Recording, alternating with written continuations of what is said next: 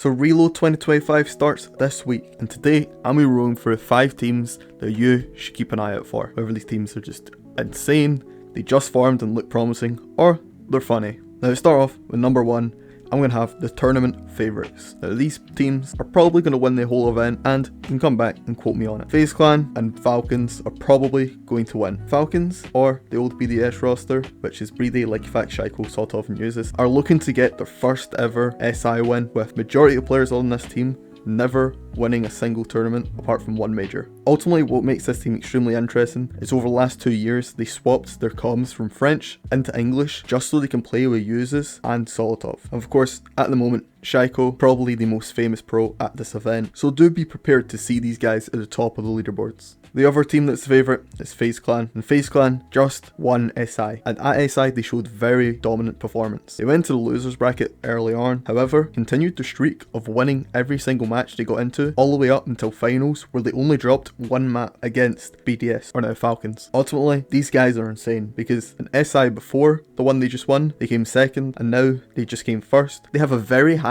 consistent average placement of about like second or something. I'm not a math guy, but the players to look out for the most on Faze Clan and Falcons is of course Vita King, who's one of the most longest standing players of all time in Tier 1 Siege, and Shaiko, who is just the face of Pro League at the minute. Now for my second category, it's going to be teams that I actually believe have a lot of potential to be incredibly good at this event. Now to start off, G2, I have a lot of bias as my favourite team. You have Alimal, Doke, Uno, Blaz and Loira. Doke is actually the only Scottish pro player inside of Rainbow Six Siege, and for the last year, they were quite stinky.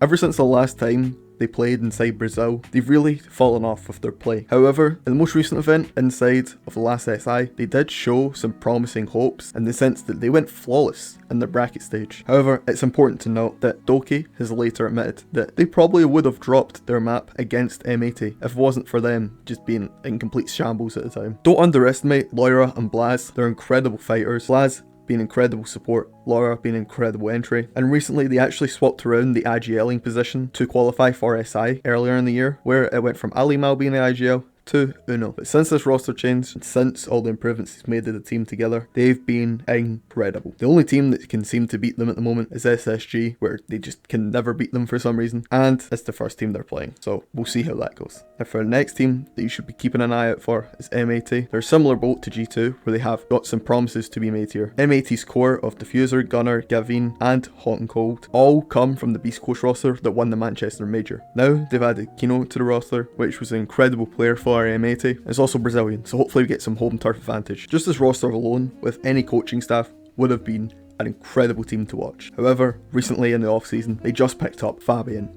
Now, if you don't know who Fabian is, he's the best player ever. Plain and simple, he's just the best to ever do it. The most SI wins, 2 as a player, 1 as a coach. Had 2 dominant years when he was a player inside the years he won SI twice. And ultimately, he paved the way for what it means to be a pro player inside of Rainbow Six Siege. So if Fabian can combine his success as a coach with M80's recent success as players and winning the Manchester Major, hopefully we can see some dominant show from M80, who ultimately have got a lot of promises to fulfill. Now for our next 2 teams, we're going to be talking about some brand new teams that have just formed. And to start off, we're going to NA and we'll be talking about Cloud9. Now, if you didn't know, at the last SI, there was a team Unwanted who managed to place 3rd at the event with no org, hence the name Unwanted. And one of the star players on the Unwanted team was Dream. Now Dream used to play for Oxygen and just bounce about different teams in Tier 1 and Tier 2 until now, where on Unwanted he had an incredible showing. And with that in mind, Packer, who was M80's IGL at the last event in SI, got dropped from M80, so him and Dream started the team together. With that, they picked up Silent, who came from LG, with Gitty as well, who also came from LG, who LG dropped all their roster. They're notorious for dropping every single player after every year. And to finally fill up that 5th slot, Gobilax from Dark Zero,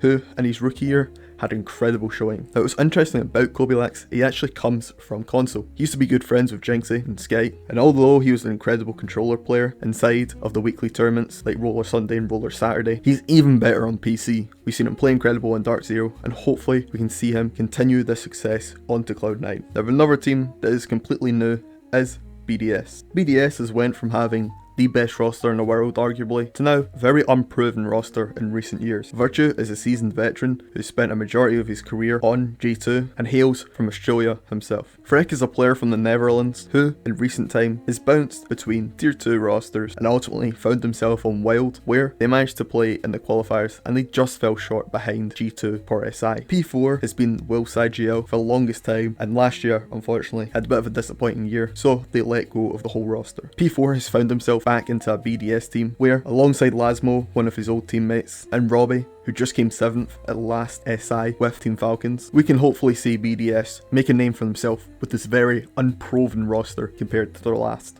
Now for the next two teams, it's quite heartbreaking. Team Liquid and W7M. Who is the better of the longest standing duo in Rainbow Six Siege history? Is it going to be Team Liquid, who have Nesk, or W7M, who have Paolu? If you didn't know, for the longest time, Team Liquid had Nesk and Paolu, the longest standing duo inside of Rainbow Six Siege. Fortunately, however, they could never find their big win. They never won a single major or SI, but always placed consistently, up until the last year or so, where they kind of fell off. So Paolu decided to make the decision to leave the team, and has found himself on the W7M roster, who won a major last year. Disregarding Paolo, however, these 4 players inside of W7M are incredible. Dots, Loban, Volps, and Dudes. And on Team Liquid side with Nesk, they have Resets, Mala, Ask, and Diaz, who all in their respective rights are incredible players as well. Now, if I had to place my bets, however, on who I believe will be a higher placing team, ultimately I'm gonna go with W7M, just for the sheer fact that this roster, minus Paolo, has had very good success in the last year, with them winning a major. And for the final 2 teams of the video, we need to talk about imports. Now first up, we must talk about Wildcard, and in recent years they've been stinky. Middle of the pack teams that just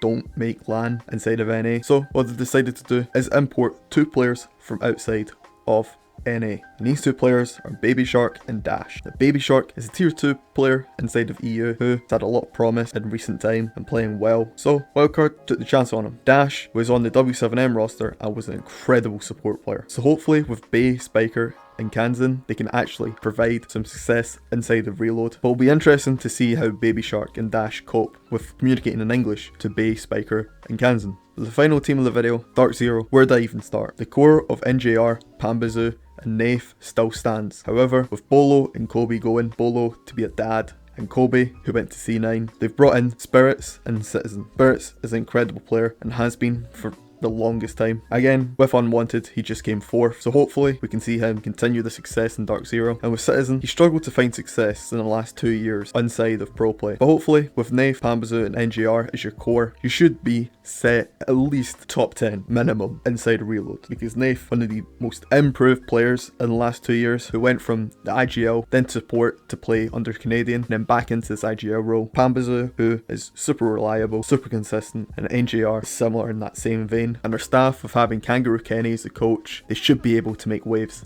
inside of Reload. Do keep an eye out for this multi-regional team. That's going to be all the teams I'm going to be discussing today. End of the day, tell me what team you're most excited to see play. Before you do, please like and subscribe. Go follow my Twitch, Twitter and TikTok, all in the description of this video. And without wasting any more of your day, enjoy Reload.